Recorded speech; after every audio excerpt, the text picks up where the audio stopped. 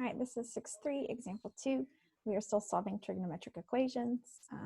In this case, this one happens to have a double angle identity in it. So when I look at it, I've got cosine on the left and cosine on the right, but they are still not like terms because this cosine has a 2x and this one has an x. So I can't put them together, which means I need to try to change one of them.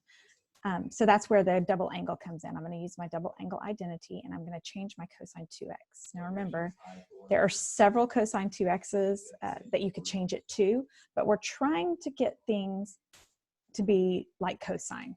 So you don't want to change it to the one that's got sine in it because then you're back in the same boat with a sine and a cosine. So I'm going to use the one that is 2 cosine squared x minus 1. So that's replacing all of this, and that's going to equal cosine x. So now they are like terms or whatever, so I can move this over to the other side and I can factor because they're both cosine x's. All right, so now this is essentially, and it's equal to 0.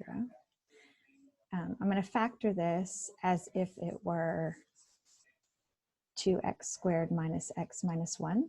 So my method of factoring is maybe different than yours. So you factor it however you think you need to, but I'm factoring my way. Don't forget to bring back that lead coefficient. So I get x minus 1 and x plus a half. So what I really have is cosine x minus 1 and cosine x plus a half. Set each piece equal to 0 and solve it separately.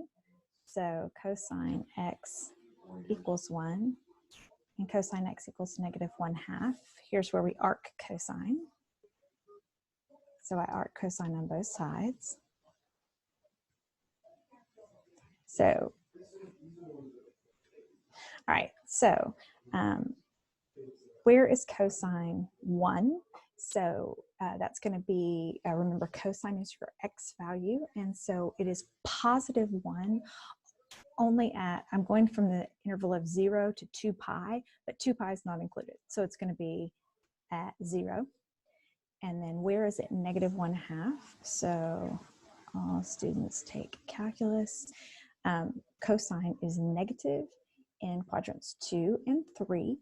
It is your x value, so that means I need one finger on top, so I'm going to fold this finger in. That's my pi over 6 finger.